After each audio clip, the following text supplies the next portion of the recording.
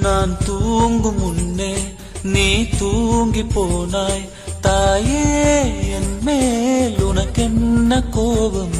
கண்ணான கண்ணே, என் தெய்வ பெண்ணே, கண்ணில் தூசி நீ ஊத வேண்டும். ஐயோ, ஏன் இந்த சாபம் எல்லாம் என்றோ நான் செய்த பாவம்.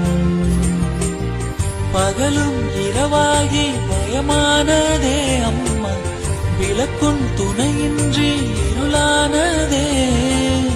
உயிரின் ஒரு பாதி பறிபோனதே அம்மா, தனிமை நிலையானதே.